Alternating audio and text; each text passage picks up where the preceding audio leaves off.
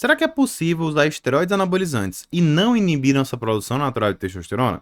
Sou o Dr. Gabriel Feitosa, médico que está aqui diariamente tentando trazer um conteúdo de qualidade para te ajudar a melhorar teu corpo, tua saúde, teu desempenho. E vamos hoje destrinchar tudo sobre reposição de testosterona, uso de esteroides anabolizantes e inibição de eixo. Será que a gente tem como inibir a inibição do eixo ou não? E para isso, né, eu tô trazendo aqui uma dúvida de um inscrito no canal que fez aqui um raciocínio muito bacana e a gente vai destrinchar ponto a ponto. Lembrando que esse canal é para você. Se é para você, eu quero que você sempre interaja. Lógico, deixando também sempre o like e a inscrição. E quando você interage, você me dá ideia de temas para próximos vídeos. A sua pergunta pode se tornar literalmente um vídeo.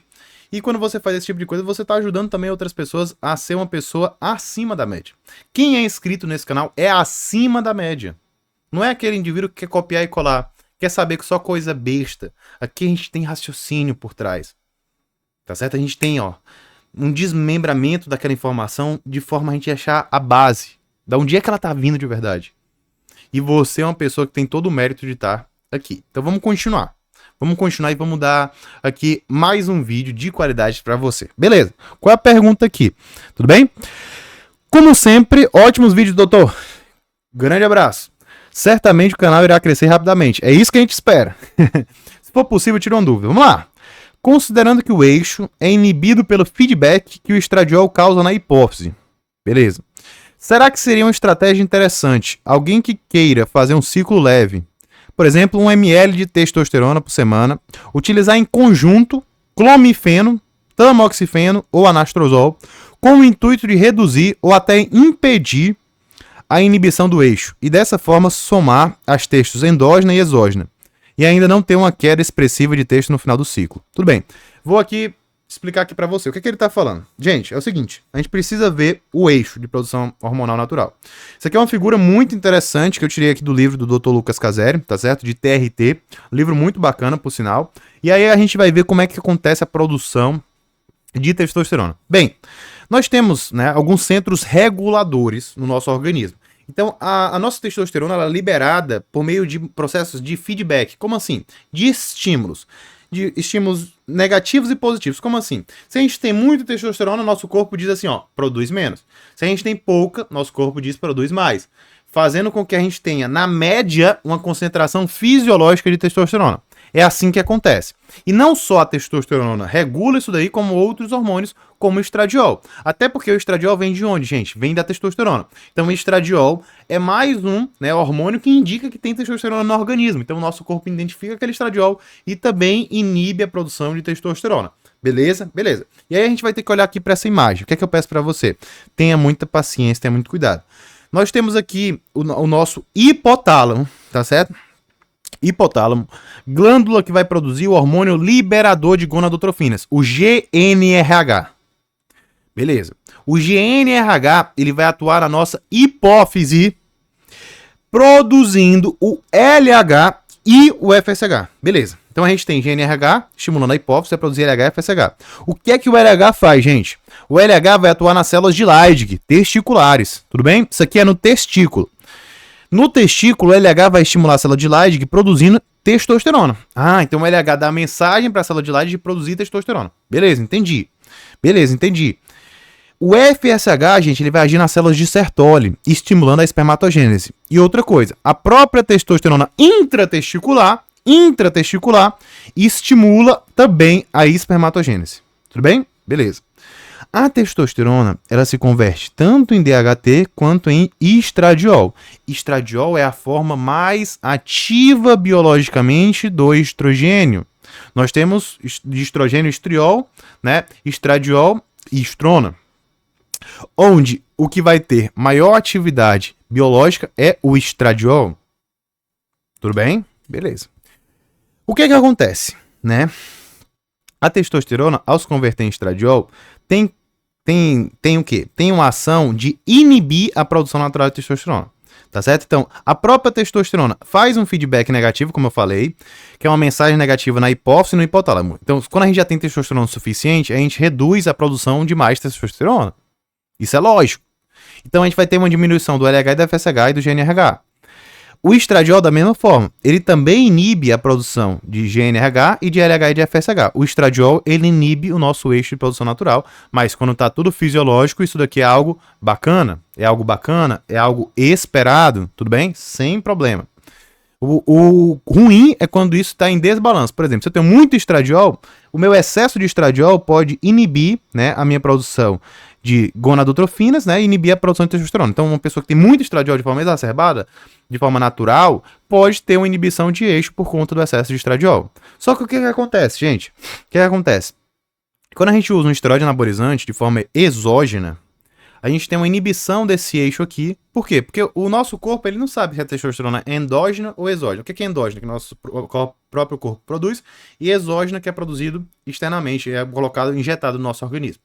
Então, ele vê aquela testosterona circulante, ele vê, já tem testosterona aqui, eu vou inibir minha produção. E aí, ó, a testosterona exógena, ela inibe a produção natural de testosterona. A gente tem um feedback negativo. Então, a gente vai ter gonadotrofinas baixas, que é o LH-FSH baixo, GNRH baixo. Tudo isso daqui vai influenciar de forma a reduzir a produção endógena de testosterona. Então, o indivíduo está ali com 10 mil de testosterona, usando testosterona, aplicando testosterona, só que a célula de Leydig dele não está produzindo a testosterona. Está vindo de fora.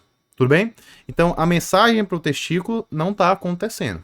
Tá certo? Porque a gente tem um eixo que a gente chama aqui de inibido. O que é inibir o eixo, Gabriel?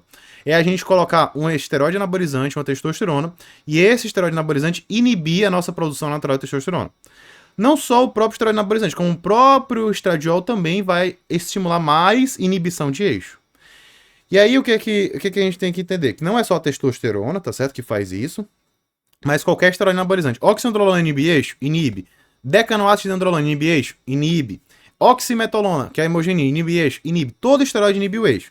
Só que a gente tem esteroides que inibem mais o eixo do que outros. E aí o que eu quero falar? É possível não ter supressão de eixo? Não. Sempre que a gente coloca um esteroide anabolizante, a gente vai ter algum tipo de interferência no nosso eixo. Agora, existem esteroides, gente, que fazem uma supressão total do eixo e tem esteroides que fazem uma supressão parcial. Por exemplo, se eu coloco uma oxandrolona numa dose bem baixinha, por exemplo, no homem, 5mg de oxandrolona, ele pode ter uma supressão de eixo, mas provavelmente ele não vai ficar com a testosterona dele endógena zerada. Já se eu coloco ali oxandrolona 100mg por dia, 80mg por dia, 60mg por dia, a testosterona dele vai ser muito suprimida. Por quê? A oxandrolona vai agir no receptor androgênico e o nosso corpo vai entender como se tivesse já a testosterona. E ele vai diminuir a produção de testosterona. E a gente vai ter menos LH, menos FSH e menos testosterona sendo produzido pelo organismo. Então, a oxandrolona vai inibir a testosterona. Por isso que quando a gente está falando de homens, a gente sempre quer uma testosterona de base. Porque aquela testosterona de base vai segurar, por exemplo, a função sexual. Mas isso aqui é tema para outro vídeo. Tá? Então, é possível não ter supressão de eixo? Não. Sempre que a gente coloca um esteroide anabolizante, a gente vai ter algum grau de supressão de eixo. Esse grau pode ser maior ou menor, dependendo do esteroide e da dose que está sendo utilizada. Tá certo? Por exemplo, a testosterona, quando a gente está falando de testosterona intramuscular, cipionato, né, que é o deposteron, ou blend, né, que é o duratestoron, ou enantato, a gente está falando de testosterona que causam grandes picos de concentração. E esses picos de concentração e sustentação de nível suprafisiológico de picos faz com que essas testosteronas tenham mais facilidade de inibir o eixo. Já, por exemplo, a testosterona em gel, ela tem o potencial de inibir o eixo, mas não é um potencial tão grande, porque ela não sustenta pico suprafisiológico e ela não tem uma ação tão prolongada em manter nível mais alto, tá certo? Por isso, inclusive, que a testosterona em gel, inclusive, pode ser utilizado, dependendo da dose, na TPC, mas é tema também para outro vídeo. E aí a gente vai voltar aqui para a pergunta do colega para você entender melhor, né? Considerando que o eixo é inibido pelo feedback que o estradiol causa na hipófise. Qual é esse feedback que ele está falando aqui? Esse feedback aqui, testosterona vindo no estradiol, o estradiol inibindo o eixo. Tudo bem? Isso é verdade. Só que, o que é que o colega aqui considerou? Que o estradiol é o único que inibe o eixo. Não é. A própria testosterona inibe o eixo de produção. Quando a gente coloca uma testosterona exógena, ela, de forma isolada, mesmo sem o estradiol, inibe o eixo. Uma oxandrolona, que não é nem testosterona nem estradiol, também inibe o eixo. Então, a inibição do eixo não é só pelo estradiol, é também pelo estradiol. Tudo bem? Beleza. E aí, por isso que esse raciocínio já está quebrado, tá? Mas será que uma estratégia interessante, alguém que queira fazer um ciclo leve, 1 ml de texto. 1 ml de texto aqui, eu acredito que ele está falando, por exemplo, 1 ml de duratejon, porque 1 ml depende da formulação, tá? Vamos botar aqui 1 ml de Durateston. 1 ml de Durateston tem 250 mg de blend de testosterona, que é ali 2,5 vezes o fisiológico que um homem produz. Tá? E essa dose já é capaz, né, de suprimir o eixo de forma significativa, de forma total, né? Então, se o indivíduo usa essa dose, né, por algumas semanas, logicamente, né, uma ampola que já vai inibir o eixo todo, mas faz algumas semanas isso aí, o eixo dele vai ser suprimido de forma total, tá? Então, a gente não tem como dizer que isso daí é uma dose leve, né? Vai ter uma inibição total. Seria uma dose leve, talvez, se fosse 5 mg de oxandrolona, né? Seria uma inibição parcial. Mas enfim, com essa dose aqui ele já tem uma inibição total. Aí ele está falando de utilizar, por exemplo, um anastrozol, que é um inibidor de aromatase, ou um tamoxifeno ou clomifeno, com o intuito de reduzir ou até impedir a inibição do eixo, né? Por quê? Porque ele quer inibir esse feedback negativo para fazer com que a gente tenha tanto a testosterona exógena quanto a endógena, que é do testicular, sendo produzida. Só que o que acontece? Gabriel, eu posso colocar um clomifeno? O que é que o clomifeno faz? Ele antagoniza o efeito do estradiol em hipotálamo e hipófise. Então ele estimula a produção de LH e FSH para manter o eixo funcionando. Só que isso aqui funciona bem quando? Num TPC, por exemplo, né? Que eu não tenho testosterona exógena inibindo o eixo. A partir do momento que eu tenho, por exemplo, uma testosterona exógena inibindo o eixo, a força de inibição da testosterona é muito maior do que qualquer tipo de estimulação que o clomifeno possa fazer. A força de inibição da testosterona exógena é muito maior do que, por exemplo, o que um anastrozol consegue fazer, inibindo a produção de estradiol. Então, mesmo que eu tire 100% a inibição do estradiol, eu ainda tenho a inibição da testosterona. E mesmo que eu use o clomifeno, por exemplo, para estimular meu eixo a produzir mais, eu ainda tenho a testosterona inibindo meu eixo, ou outro esteroide anabolizante. Então, usar clomifeno, tamoxifeno ou anastrozol durante o ciclo para evitar o feedback negativo e evitar a inibição do eixo, é possível? Não. Você pode fazer tudo da sua vida, só que não vai funcionar. Porque a supressão que a testosterona faz é muito maior do que qualquer coisa que esses outros elementos possam fazer. O que a gente ainda talvez tenha uma possibilidade de uso intraciclo, dependendo do caso, é o HCG. Mas o HCG não mexe no eixo. O HCG ele atua como se fosse o LH, então ele atua diretamente no testículo para produzir mais testosterona intratesticular, estimulando principalmente a espermatogênese, que é isso que se usa o HCG intraciclo. Inclusive, se você quer que eu faça um vídeo desse tema, coloca nos comentários, tá bom? Então, o HCG intraciclo é mais para preservação de fertilidade, tá? Então, tem sentido? É possível não ter supressão de eixo? É possível não ter supressão de eixo? Existem medicamentos capazes de impedir a supressão de eixo? Não, a verdade é essa, certo? A verdade é que não existem medicamentos para tal.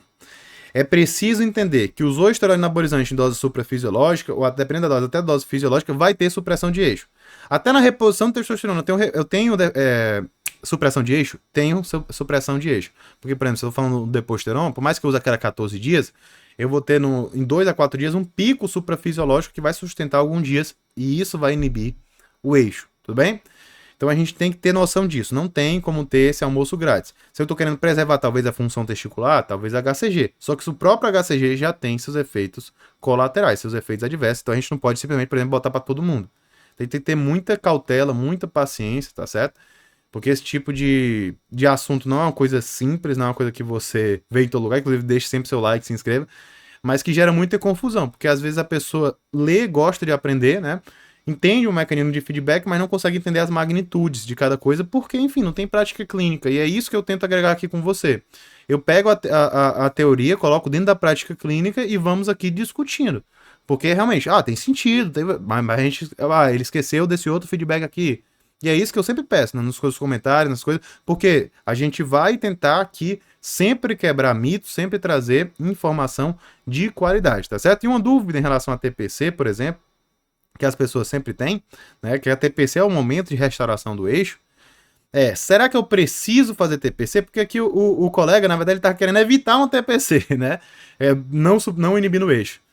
Mas será que realmente é preciso fazer um TPC? Quando é que é preciso? Vou deixar um vídeo aqui completo sobre isso para você. Te espero lá e um grande abraço.